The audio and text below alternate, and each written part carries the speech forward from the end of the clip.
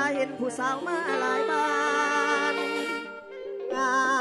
มกว่าเท่าตาหวานสาวเมืองคงสมเขาสาละหนึ่งในแดนจำปาไผก็ยกโบให้น้องงามพร้อมผู้สุแนวและถือว่าบุญอายแล้วไล่มาเบิ่งเห็นกับตา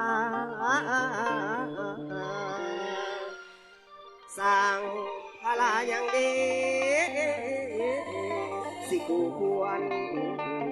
พานาง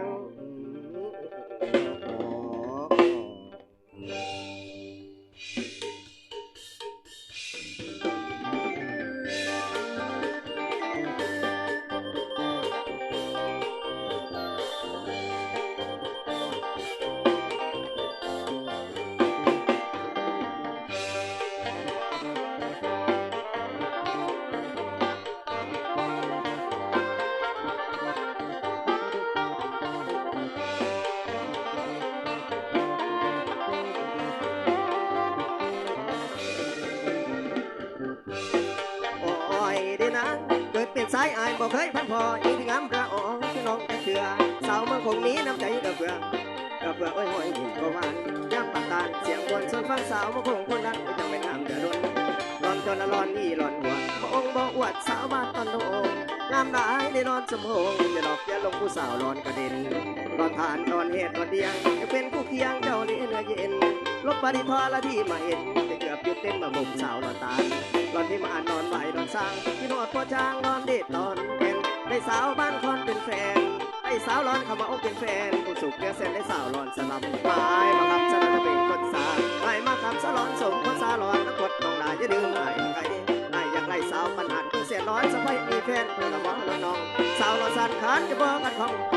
นของสิขอเจ้าเป็นผู้สาวก็ช่วยผู้ดูอีดูไอ้เนี่ยนะไอ้เนี่ยทางคือสิเมนบุญได้ร้อนได้ไฟเงินเหลือเมื่อได้มาพันพอเงินมีพอสิฟ้าเมื่อได้มันจะดื่มกันอุ่นบัวสูงเงือบันน้องสิมาเมียผู้สาวเดินสู่เจ้าส่งแต่ก้อนพระเพลงว่าตะแคงความพรสวยบุญสุขอยากได้เดียอยากได้ขึ้นเมื่อจำแก้วปะเถาเขาซาที่หลังของฝามาเดี๋ยวสิใจ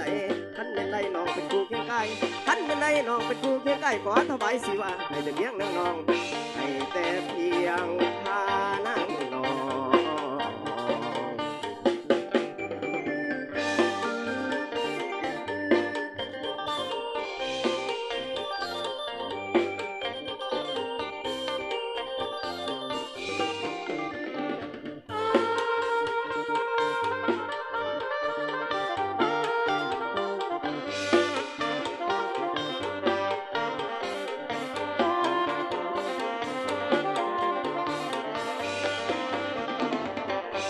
แล้วจนร้อนอีร้อนหวานพระองค์บอกอวดสาวบ้านตอนโนน้ำลายในร้อนสีหงอย่าหลอกอย่าลงผู้สาวร้อนกระเด็นร้อนทานร้อนเหตุร้อนเดียงจะเป็นคู่เคียงเจ้าเลี้ยเนื้อเย็นลบปฏิทอละที่มาเห็นจะเกือบหยุดเต้นมาผูกสาวร้อนตาลร้อนที่มานอนไหวร้อนสร้างที่หอดพ่อจางร้อนเด็ดร้อนแอนได้สาวบ้านคอนเป็นแฟนได้สาวร้อนเขาเมาเป็นแฟนสุขเนื้อเส้นได้สาวร้อนสลับไม้มาคำสลับเป็นคนสาไม้มาคำสลอนสมคนสาร้อนนักวัดต้องด่าจะดึงไอ้ไก่ไอ้ยังไล่สาวปัญหาเพิ่งแสนร้อนสักใบมีแฟนอย่าละมอน้องสาวร้อนสันขันจะบอกขัดของสิขอจ้องเป็นคู่สาวก็ช่วยผู้บูอีดูไอ้เนี่ยนางได้เด็กขาดคือสิเมนบุญไอ้ร้อยเด็กไฟงำเดือมาได้มาพันพอเงินมีพอสิฟ้าเมื่อเนี่ยมันจะดื่มกันอุ่นบุญสู่เรือบันน้องสิมาผู้สาวเดินสู่เจ้าส้มความประเพณแค่ก็พรสวยบุญสู่คำอยากได้เดอยากได้ขึ้นเมื่อจำแก้วพระเต่าเขาซาที่หลังบอกฝากมาเดี๋ยวสื่อใจท่านเป็นไรน้องเป็นครูเคียงใกล้ท่านเป็นไรน้องเป็นครูเคียงใกล้ขอถวายสิว่าให้ได้เลี้ยงน้องให้แต่เพียงพา